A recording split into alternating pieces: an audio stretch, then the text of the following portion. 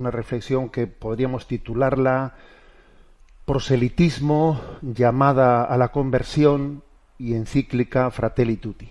Son tres conceptos de los cuales pues quisiera hablaros y discernirlos y entenderlos correctamente, porque por desgracia creo que estamos siendo testigos también de un confusionismo importante, ¿no?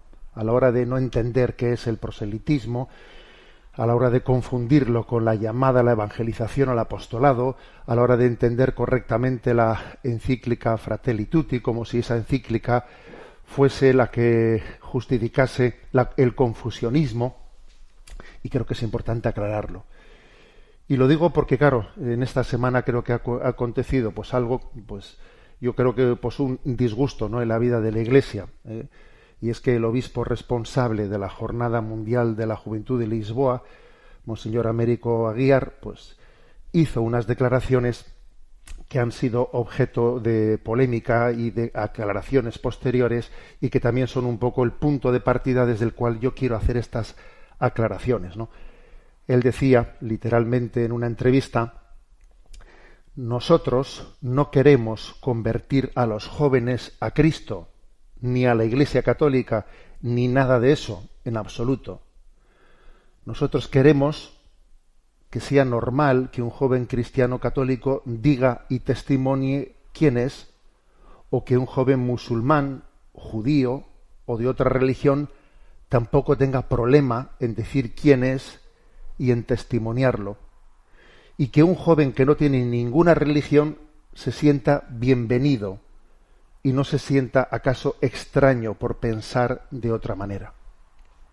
Estas fueron las declaraciones que obviamente lo que estaban subrayando era pues que el deseo de que la Jornada Mundial de la Juventud pues sea un lugar en el que se puedan encontrar pues no únicamente, ¿no?, quienes profesan y viven el seguimiento a Jesucristo de una manera consciente y plena, sino que también pues pueden estar jóvenes de otras confesiones cristianas o otras religiones, o incluso jóvenes que todavía no han descubierto la fe, y que se valore la pluralidad, ¿no?, de ese encuentro, que se entiende que esa pluralidad es un valor, y él lo afirmaba, pues que esto es así, la línea de Fratelli Tutti. Pero claro, esa expresión, nosotros no queremos convertir a los jóvenes a Cristo, ni a la Iglesia Católica, ni nada de eso en absoluto, pues ciertamente produjo una gran sorpresa, ¿no?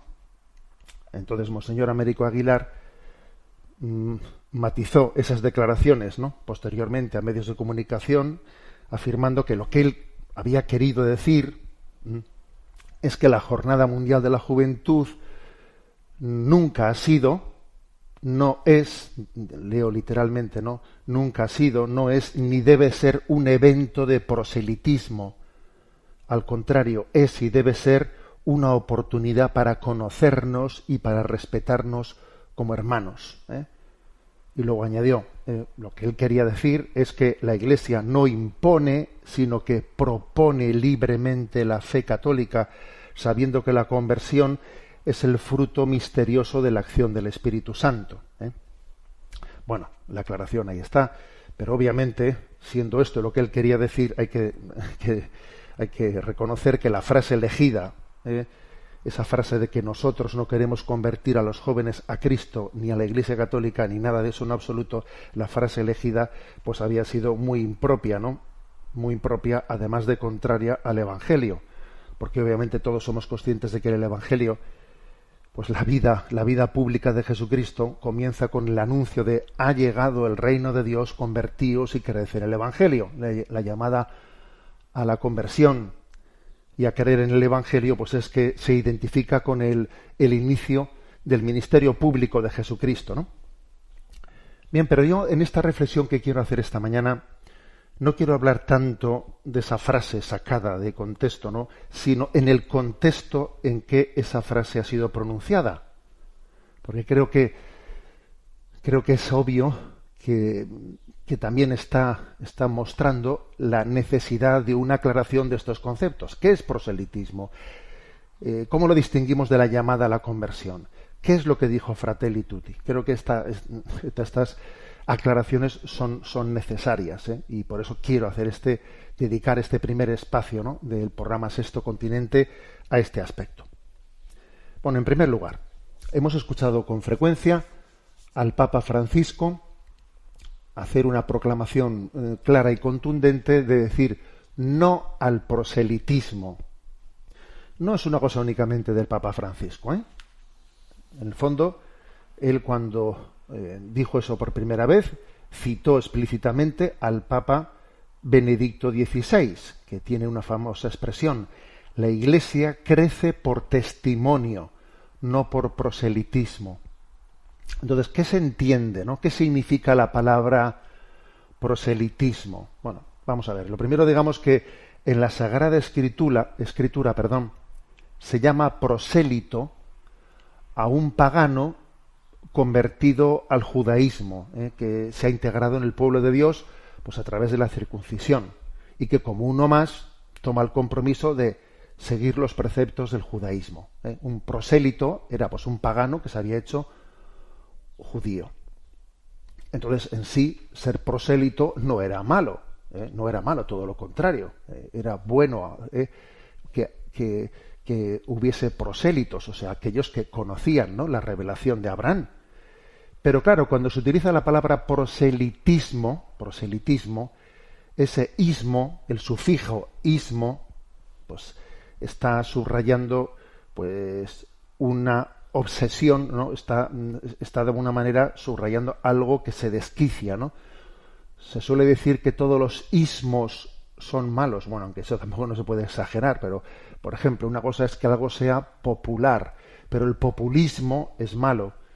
La materia es buena, pero el materialismo es malo. Lo nacional, el espíritu nacional es bueno, el nacionalismo ya puede ser negativo. La laicidad es buena y positiva, el laicismo ya es malo. Generalmente el sufijo ismo pues está subrayando, es como un absolutizar un aspecto de la realidad de una manera obsesiva en detrimento de la visión integral, ¿no?, realista, armonizadora. Por eso se suele decir que los ismos son malos en ese sentido. La palabra proselitismo pues está significando un subrayar hasta tal punto, ¿no?, la pretensión de que alguien pase a tener tu fe, pues hasta el punto de llegar a hacerlo de una manera obsesiva y no respetando la libertad de esa persona, ¿no? Pero claro, no es lo mismo decir que no al proselitismo que decir no a la llamada a la conversión, porque claro, entonces estamos confundiendo las cosas, ¿no? Jesús dijo: id y haced discípulos, bautizándolos, convertíos y creed en el Evangelio. Entonces, ahora, ¿Jesús era proselitista? Bueno, a ver, en esta acepción de la palabra a la que me estoy refiriendo, obviamente no es proselitista, ¿no? Pero sí él llama a la conversión claramente, ¿no? Entonces, lo primero que tendríamos que explicar es cuando la Iglesia, y especialmente en los últimos años el Papa Francisco, dice no al proselitismo, ¿a qué nos estamos refiriendo?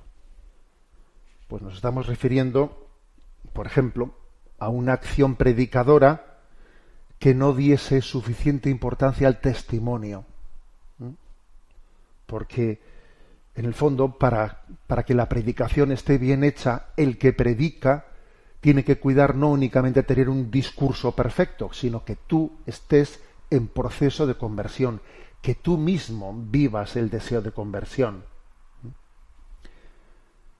Por ejemplo, también sería proselitismo una acción evangelizadora que no respete los tiempos de las personas a los que nos dirigimos, que arrolle a las personas, que no tenga en cuenta la necesidad de escucharlas. En definitiva, ¿no? Para poder predicar hay que hacerlo con paciencia, sabiendo acompañar a las personas a las que le dirigimos nuestro mensaje, ¿no? Lo contrario, si no tenemos paciencia, si no les escuchamos, si somos invasivas, bueno, pues eso podría ser proselitista, ¿no? En el fondo, se trata de que nosotros tenemos que creer en la acción del Espíritu Santo, porque no es que yo convierta a las personas, no, yo soy instrumento de Dios, pero el que convierte es el Espíritu Santo, y el que no tenga esto claro, pues claro que puede ser un proselitista, porque el que convierte es el Espíritu Santo, sirviéndose de tu testimonio o de tus palabras o sin que se sirva de ello casi, ¿no? Creemos en la acción del Espíritu, no en la eficacia de mis palabras, ¿no? Y por supuesto, ¿no? Proselitista es aquel que impone, no, y nosotros sabemos que la acción evangelizadora propone, no impone, ¿no? Dejando la libertad de la persona la acogida, ¿no? También añado otras características, por ejemplo, pues cuando se supedita el ofrecimiento de la caridad a que tú hayas participado. Por ejemplo, algunas sectas que te dicen, si tú quieres recibir la acción caritativa que aquí hacemos en esta secta, aunque no le llamen secta, primero te tienes que hacer miembro. Entonces, si te haces miembro, te ayudaremos en tu pobreza. A ver, eso es proselitismo también, porque es de alguna manera negar la gratuidad de la caridad. Fijaros cómo la acción caritativa de la Iglesia eso no acontece nunca, ¿no? ¿Os imagináis, por ejemplo, que en Cáritas, ¿no?, se le diga a alguien, usted, para ser ayudado, tráigame la partida de bautismo. Si no me trae la partida de bautismo, a usted no le ayudamos en sus necesidades. Eso tenemos muy claro que eso no es así, ¿no? Por ejemplo, un proselitismo sería ese, ¿no? El que supeditase la acción de la caridad a que tú te hayas adherido, ¿no?, a nosotros, ¿no? Pero, sin embargo, ¿no?, al corazón del hombre hay que acceder en gratuidad, en caridad, amando a la gente incondicionalmente, en diálogo, claro. Es decir, que claro que hay que estar atentos al proselitismo, porque en toda actividad humana se puede infiltrar el pecado, intentando poseer a las personas, utilizarlas para nuestros intereses, para mi arrogancia, como si yo me pusiese estrellas por la cantidad de conversiones que he tenido, sin respetar la dignidad o la libertad religiosa, ¿no? Entonces la Iglesia, la Iglesia prohíbe severamente, ¿no?, el hecho de que se induzca la conversión a través de medios indiscretos, forzando las conversiones. No, las conversiones nunca deben de ser forzadas, deben de ser hechas en libertad. Eso forma parte de la vida de la Iglesia. Y la evangelización implica diálogo sincero para buscar comprender las razones, los sentimientos de los otros, ¿no? Al corazón del hombre, como he dicho antes, se accede desde la gratuidad, desde la caridad, desde el diálogo, ¿no?, teniendo en cuenta los sufrimientos, las esperanzas y las situaciones en las que están los destinatarios. Bien, vale. Dicho esto, ¿no?, aquí he querido explicar por qué la Iglesia dice no al proselitismo. Es como una evangelización mal hecha, un apostolado mal hecho. Ahora, ¿qué es lo que creo que es preocupante? Lo que creo que es preocupante es que se esté subrayando tanto o de una manera tan unilateral o sin la explicación suficiente no al proselitismo, y nos olvidemos de decir hagamos apostolado, evangelicemos, seamos, ¿no?, testigos vivos de Jesucristo. Claro, y entonces al final parece que de tanto insistir no al proselitismo sin subrayar la urgencia de la acción evangelizadora y de ser apóstoles para ganar almas para el Señor, pues entonces resulta que muchos están llegando a creer que el proselitismo es sencillamente llamar a la conversión. Entonces, claro, pues entonces el Evangelio es proselitista. Entonces el Evangelio entra en contradicción con lo que nosotros estamos diciendo. Esto es clave. O sea, Jesucristo no habló explícitamente del proselitismo. Si lo hizo bastante tangencialmente. Él se centró en sí a la evangelización, se centró en sí al apostolado, en sí a ser testigos suyos y llamar a la conversión, ¿no? En dar la buena nueva de que Dios nos ama y nos quiere, y como consecuencia de esa llamada, pues pedirnos una vida nueva, una llamada a la conversión. Eso fue Jesucristo. Entonces, digamos lo siguiente, o sea, Jesucristo sobre el proselitismo habló poco. Hay algún texto, ¿no? Por ejemplo, Mateo 23:15, que dice: «Ay de vosotros, escribas y fariseos hipócritas, que viajáis por tierra y mar para ganar un prosélito, y cuando lo conseguís, lo hacéis digno de la ajena, el doble que vosotros». Bueno, o sea que sí, también hay alguna referencia, ¿no?, a ese riesgo de proselitismo, pero Jesús, sobre todo en el Evangelio, subraya: id y evangelizad, id y sed apóstoles, ¿no? Por eso, en donde tenemos que poner el acento es en esa llamada a Jesucristo, en la que nos incorpora a todos. Jesucristo invita a todos los hombres a la conversión y a la fe, y encomienda a los apóstoles desde su resurrección continuar esa misión evangelizadora. Como el Padre me envió, así yo os envío a vosotros. Y mediante la Iglesia se llega a todas las épocas de la historia, a todos los lugares, pues para proclamar este mensaje de salvación. Id por todo el mundo y proclamad el Evangelio. Y esto no es cuestión de gustos, ¿no?, sino que el Evangelio nos habla de que es importante acoger a Jesucristo para que el hombre pueda recibir la salvación de Dios. Solo Cristo nos puede salvar. Sin Jesucristo no hay salvación. Sin Jesucristo no hay salvación, aunque sabemos también, lo dice la fe católica, que aquellos que no hayan tenido culpabilidad en ese no haber conocido a Jesucristo podrán salvarse. Cristo será su Salvador también, pero no tendrán esa culpabilidad de haber rechazado a Jesucristo, puesto que no llegaron a conocerle, ¿no? Pero solo Cristo salva, solo Cristo es el Redentor del mundo. Luego hay una urgencia muy grande en proclamarlo ante todas las naciones, ¿no? Y sin embargo, ¿qué está ocurriendo? Lo dice un documento que es muy interesante, que quien quiera profundizar en esto, yo un hallazgo que he hecho estos días, ¿no?, preparando esta intervención, es la existencia de una nota doctrinal de la Congregación para la Doctrina de la Fe, la nota es acerca de algunos aspectos de la evangelización. Es una nota publicada el 3 de diciembre del 2007. Bueno, pues entonces en esa nota se dice: ¿qué está ocurriendo cada vez con más frecuencia? Que incluso nos estamos llegando como a preguntar por la legitimidad de proponer a los demás lo que nosotros consideramos que es una verdad revelada por Jesucristo y que deben de conocerla. Entonces, digamos, en esta especie de relativismo en el que vivimos, decimos: oye, no me vengas, no le molestes a los demás proponiéndoles tu verdad, ¿no? Esto se considera como una especie de atentado a la libertad de las personas, o sea, como si fuese molestar a los demás el llevar adelante nuestra vocación misionera de evangelizadores, ¿no?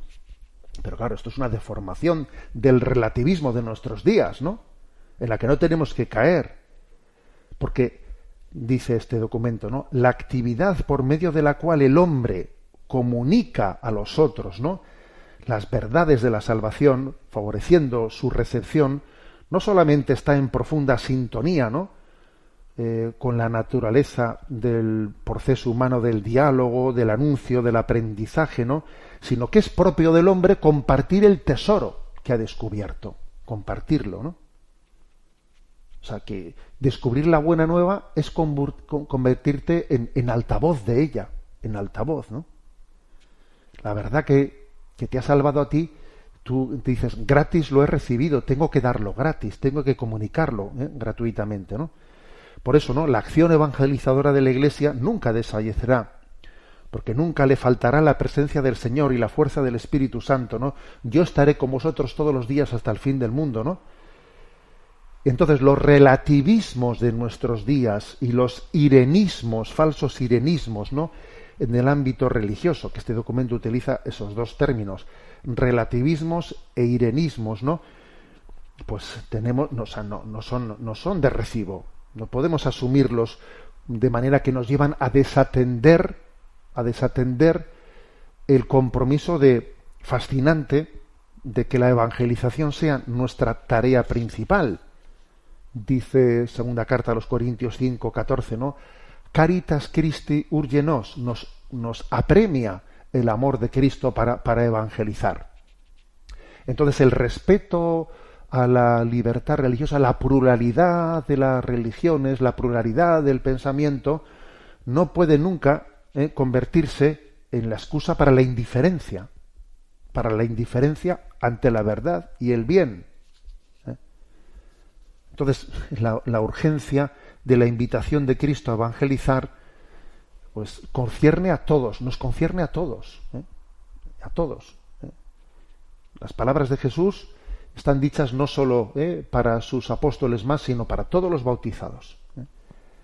Y esto explica el ardor, la fuerza, la parresía se dice, ¿no? La fuerza con la que los apóstoles predicaron.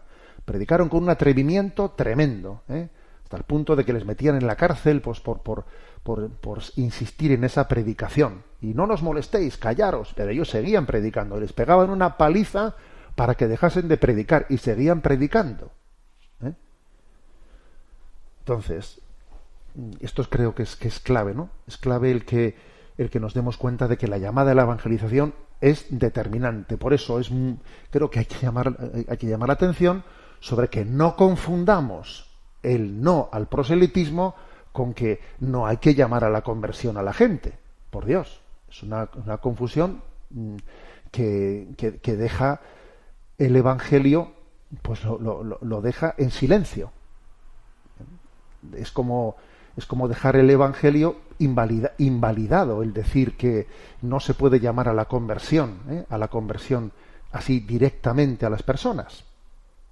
Bueno, detrás de este confusionismo creo que hay también una mala comprensión de la encíclica Fratelli Tutti, la encíclica publicada por el Papa Francisco en octubre del año 2020. Era la tercera encíclica de su pontificado y está dedicada a la fraternidad y a la amistad social.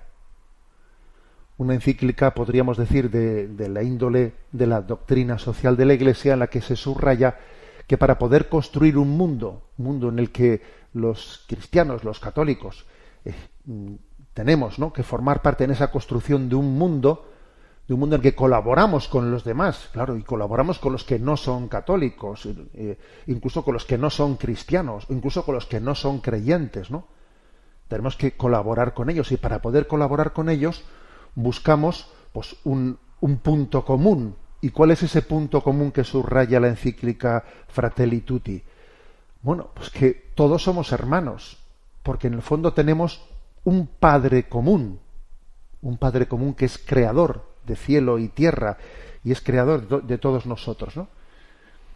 Entonces esta afirmación de que Dios es Padre de todos y de que todos somos hermanos, malentendida, está dando a luz a este relativismo. Oye, pues si Dios es Padre de todos y todos somos hermanos, ¿para qué voy a estar yo llamándole hasta la conversión?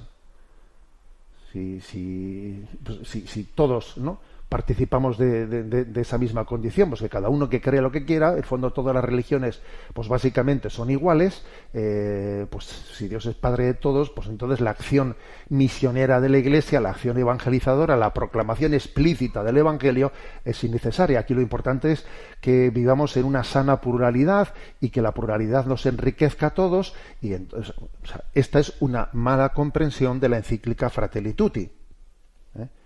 Fijaros si es una mala comprensión, que incluso cuando se publicó, pues hubo algunas declaraciones de algunas asociaciones de masones que aplaudieron la encíclica diciendo: por fin el Papa nos ha dado la razón.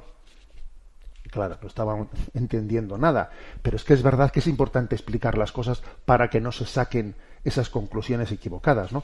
Entonces, hay que decir que cuando decimos que Dios es Padre de todos, hay que distinguir niveles de afirmación. El propio Catecismo Romano distinguía que hay tres niveles, ¿no?, de esa paternidad. Uno es por creación, claro, que es en el nivel en el que habla Fratelli Tutti, ¿no? Por la creación, todos los hombres, tanto cristianos como creyentes, como de otras religiones, como paganos, Todos hemos sido creados a imagen y semejanza de Dios. En ese sentido, todos somos hermanos porque por el hecho de formar parte del género humano. Y Dios es creador de todos, no hay más que un único Dios creador. En ese sentido, ¿no?, la encíclica habla de Fratelli Tutti, y Dios es Padre de todos. También en el sentido de la providencia, Dios es Padre y se manifiesta en favor de todos los hombres. En favor de todos, ¿no? No solo de los bautizados, sino también de los que no son bautizados. Y todos tenemos un ángel de la guarda, que es una expresión, un signo muy visible, ¿no? Bueno, visible, quiere decir muy patente, ¿no? Muy patente de esa paternidad o providencia de Dios con la que Dios nos cuida. Seamos cristianos o no cristianos, ¿no? Dios cuida de todos nosotros. Ahora bien, hay un tercer nivel que es el nivel de la redención, no el nivel de la creación, de la providencia, sino el nivel de la redención, que no podemos olvidarlo nunca, que es que Dios es Padre, pero en un sentido sobrenatural, no ya natural, que por creación todos somos criaturas de Dios, ¿no? En un sentido sobrenatural porque Jesucristo nos ha ofrecido con su redención participar de su filiación divina. Jesucristo ha venido a redimirnos de nuestra condición pecadora, dándonos la gracia de, por una parte, purificarnos de nuestro pecado y, por otra parte, elevándonos a la condición de hijos de Dios. Y eso lo ha hecho pidiendo que nosotros libremente lo podamos acoger. O sea, la redención de Jesucristo tiene que ser libremente acogida.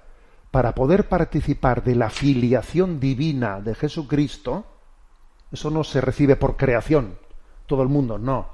Tiene que ser acogida la palabra de Jesucristo, acogido su mensaje, libremente por la fe y por el bautismo.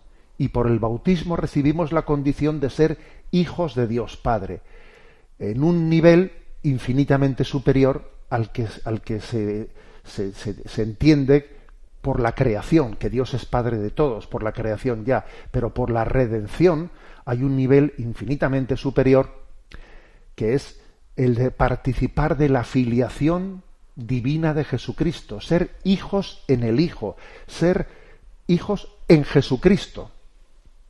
Y esto, como digo, tiene que ser libremente acogido para cada uno de nosotros, por cada uno de nosotros. Entonces, en ese sentido decimos que la filiación divina la recibimos por el bautismo y por la fe. Y este tercer aspecto es importantísimo, ¿no? Por eso, por ejemplo, ¿no?, los catecúmenos que se preparaban, ¿no?, los primeros siglos de la Iglesia para recibir el bautismo, el Padre Nuestro no lo rezaban al principio, no, sino que reciben el Padre Nuestro cuando ya están cercanos, se van a bautizar, y entonces se les dice: ahora podrás llamarle a Dios Padre, porque por el bautismo serás incorporado a la filiación divina de Jesucristo.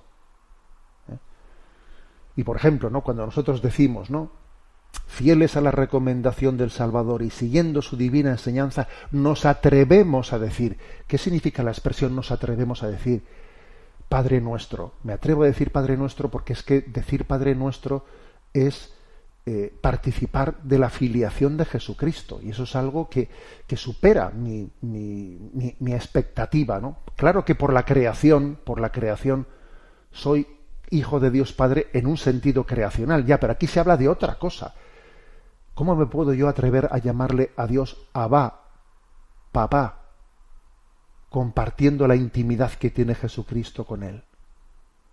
Entonces, en ese sentido, no todos son hijos de Dios, sino aquellos que han acogido la filiación de Jesucristo. O sea, que hay tres niveles: el nivel creacional, que todos somos hijos de Dios; el nivel de la providencia, que todos somos de Dios; pero el nivel de la redención, esa filiación divina, la tiene aquel que la ha acogido libremente, porque Jesucristo no impone esa condición de filiación, sino que la propone y quiere que sea libremente acogida. Bueno, este aspecto, como veis, es muy importante. Si esto no se entiende bien, pues entonces se dice, fratelli tutti, Dios es Padre de todos, todos somos hermanos, entonces déjate de predicar, déjate de proclamar el Evangelio, no es necesario, entonces no llamemos a la conversión a nadie, no seamos proselitistas, y entonces hacemos, pues claro, hacemos una lectura que deformamos completamente pues el mensaje del Evangelio.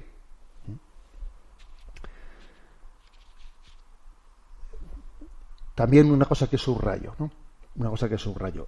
La pluralidad es un valor, o sea, el hecho de que exista el pluralismo religioso. ¿El pluralismo religioso es un valor? A ver, vamos a entenderlo. En sí la pluralidad, en sí misma, la pluralidad no es ni un valor ni un contravalor, dependiendo de cómo se viva. También la unidad. La unidad es un valor. Hombre, en sí misma la unidad no es un valor, tampoco un contravalor, porque si tenemos unidad en el error, eso no es un valor. Lo que será un valor es que tengamos unidad en el bien y en la verdad, ¿no? Y si tenemos un pluralismo, pero un pluralismo en el relativismo, ¿no? En el relativismo y en una no búsqueda de una verdad plena de la cual todos somos hijos, pues ese pluralismo no será bueno. Será bueno el pluralismo que nos lleve al conocimiento del único Dios verdadero. Por eso hay que subrayar que en el fondo Jesucristo es el revelador del Padre. Él es el revelador del Padre. Y entonces es muy importante superar esa visión de igualitarista. No, todas las religiones no son iguales. Jesucristo es el revelador del Padre. Y la pluralidad estará bien en la medida en que sea el punto de partida para llevarnos a la plena unidad en Dios. En la medida que sea el punto de partida, pero no el punto de llegada, porque Jesucristo pidió al Padre para que todos seamos uno. Jesús no dijo, Padre, que todos sean distintos y diversos. No, dijo, Padre, que todos seamos uno. Entonces, pues es muy importante, ¿no?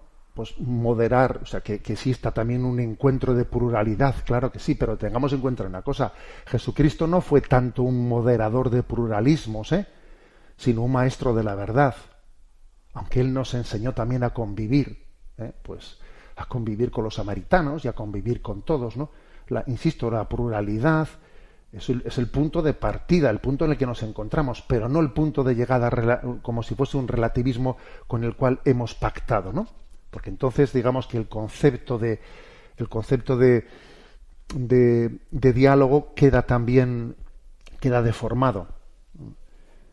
Hay un texto de entonces cardenal precepto de la Congregación de la Doctrina de la Fe de 1996 en una conferencia que impartió en Latinoamérica, en la que Joseph Ratzinger decía, ¿no? La noción de diálogo, cuando se entiende de esta manera, digamos, relativista, la noción de diálogo cambia de significado, convirtiéndose así en la quinta esencia del credo relativista y en la antítesis de la conversión y de la admisión. El diálogo del pluralismo no puede ser la antítesis de la llamada a la conversión. En esta acepción relativista, decía él, dialogar significa colocar la propia fe al mismo nivel que las convicciones de los otros, sin reconocer por principio más verdad que la que se reconoce a la opinión de los demás. O sea, todo vale lo mismo. Eso no es un verdadero diálogo. Eso no es un verdadero pluralismo. En definitiva, lo más propio del Evangelio es la llamada a la conversión, tras haber recibido el anuncio del amor de Dios. ¿Qué se resume el Evangelio? Recibir la buena nueva del amor de Dios Padre, de cómo somos amados en Jesucristo, recibirlo y proclamarlo ante el mundo, ¿no? A través de la llamada a la conversión. Recibirlo y traducirlo en la llamada a la conversión a quien recibe ese anuncio, que él se convierte en altavoz de anunciarlo a los demás. Esa es la esencia, ¿no? Por eso podemos decir, ¿no?, que el fruto de toda jornada mundial de la juventud, en el fondo se evalúa Yo lo he dicho muchas veces, ¿eh? Yo creo que una jornada mundial de la juventud se evalúa principalmente por dos parámetros: la cantidad de conversiones y de vocaciones que se suscitan. Esos son los dos parámetros claves para medir, ¿no?, el fruto de una jornada mundial de la juventud: las conversiones y las vocaciones. Las conversiones porque una jornada mundial de la juventud es una llamada a conocer a Jesucristo, una llamada a la conversión, a descubrir a Jesucristo como el sentido, ¿no?, el sentido de nuestra vida. No conocer a Jesucristo es una gran pobreza, y entonces nosotros no queremos condenar a los jóvenes del mundo a esa pobreza. Queremos dar a conocer a Cristo al mundo. Por eso se hicieron las jornadas mundiales de la juventud, para que Cristo sea conocido y Cristo sea amado.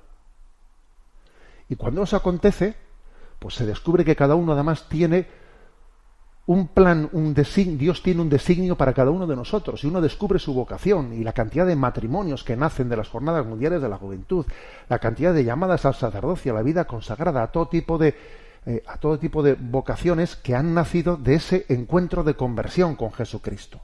Conversiones y vocaciones, ¿no?